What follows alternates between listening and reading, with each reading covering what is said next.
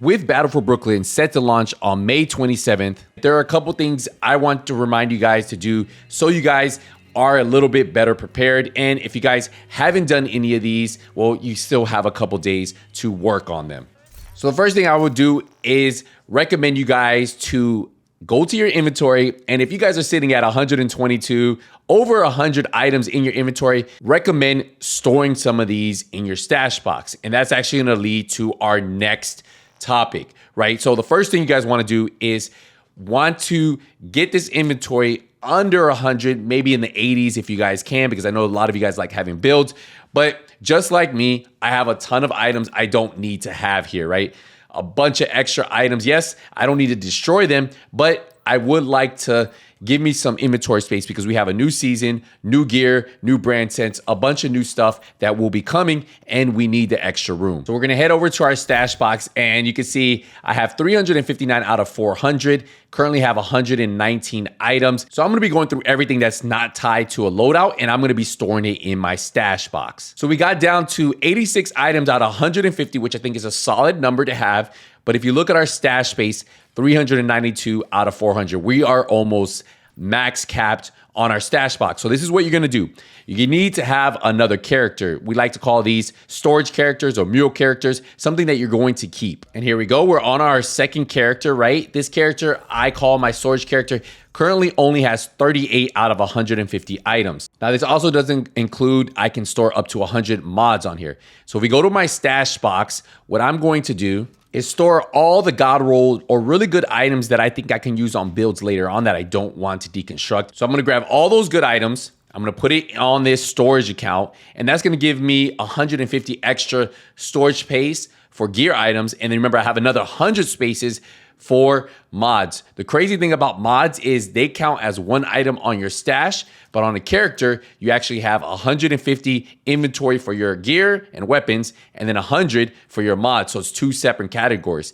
So what you're gonna do is you're gonna just put all those items onto that character. Now you can see we're down to 283 out of 400. And don't forget, we're getting an additional 50 storage space on our stash. So we'll have 450 storage space. So I have 283 out of 450, enough stash space to put all that new gear and items from Battle for Brooklyn and Year 7 Season 1 pass. Now, another thing you guys don't want to forget, there is a global event currently going on. And these stars, you want to spend them so you do not lose them. Remember, this also ends once Battle for Brooklyn does launch for the Division 2. And you can see I have over 140 stars. I'm actually going to spend mine on the weapon crafting caches and the gear crafting caches because I don't need anything else. And I kind of want to max out my resources, as I said, prior to Battle for Brooklyn coming out. Now you can spend your stars on whatever you want. Just make sure you spend your stars. Also, the global event does have a rewards track. Make sure you claim all of these items prior to the update. So don't miss out on those easy rewards. Let's dive into our next topic. So you officially have 3 days to spend all of your scavenger resources, max out your resources as much as you can, as you guys see here. And if you guys want to be able to overcap your resources like I'm doing here, you will need to have a decent sized shade level, but I will show you guys how to do that. But do not forget about these other resources a lot of people aren't telling you guys about. These activity materials, weapon materials, and more importantly, these faction materials, which are very hard to come by. You can craft all these. And what I decided to do is I decided to max out all of my faction materials. So I spent some time doing that. And then now what I need to do is run a fresh character, which people call mule accounts. And then I can spend those resources on my library, and then I can overcap my materials. And I'll explain to you guys how that's all done for anybody who doesn't already know. But really recommend getting on these faction materials, maxing these out as much as possible, and you'll see how many I have right here. And well, there you have it, over 900 on a lot of the faction materials, exactly where I want it to be. And now that I do have those faction materials, I need to refill my watch again. Now remember, scavenging points will be changing in the next update. So once you spend all your scavenging points on one character, it will empty out for all of your other characters. So having a ton of scavenging points on multiple characters will no longer be the thing. Once you use them on one character, it will deplete. So make sure you go on all of your characters and spend all these resources. These scavenging points should say 0, by the time the update hits. Now, they are going to be maxing out our scavenging points to our max level of our Shade Watch in the update, but again, it will be a one-time use versus if you have 4 characters, a 4-time use. Now, to overcap your resources prior to the update, what you need to do is just delete an agent that you don't need, so one of your mule counts, and then you're gonna recreate one.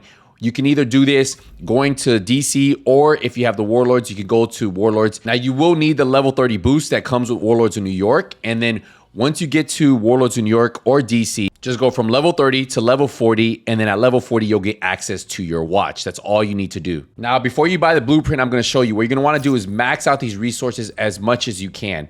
So get these to as close as 9,999, and this is what you wanna do once you get to level 40 with that fresh account. You're gonna spend all of your resources on all of these right here. And then just come over here to the crafting vendor, and you're gonna buy the shared blueprints and the shared materials from her. Now, if you look at your watch, you should see some pretty crazy numbers, especially if you already had maxed it out. As you guys can see, we're in the 20,000 plus for most of our materials. And on top of that, look at our faction resources, almost maxed out, which is gonna be good for when we want to max out our builds in the next update for Battle for Brooklyn. Now, I will say that running an extra character doesn't really benefit you until you're in maybe Shade level 2000, Shade level 2500, if you guys are trying to max out these resources. The reason being is if you look at your watch, each one of these sections, there's 4 of them, take up 200 points. So say if you had 1,000 Shade level, you technically would only be rewarded with 200 scavenging. So if you had 1,800 Shade level, well, then you would get 1,000 scavenging points. And that's why I think anything under 2,000 Shade level, this really isn't a method for you guys.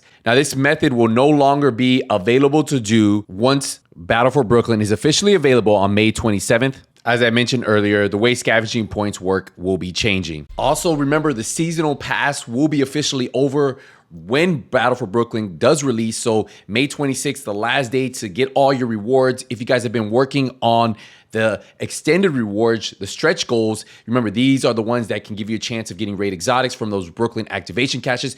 This will also be over, so take advantage and knock this out. And that's pretty much the end of this video, guys. Don't forget, on May 27th, we will have Twitch drops over on twitch.tv/nothingmustskills all the way till June 10th. So head over to twitch.tv/nothingmustskills, drop me a follow, and we will be live with those drops. There's over 8 drops you guys can get from this new Twitch drop. But I hope you guys are ready. Let me know in the comments, are you guys excited for the newest DLC coming to the Division 2 Battle for Brooklyn? See you guys later. Hey, Nothing But Skills is out.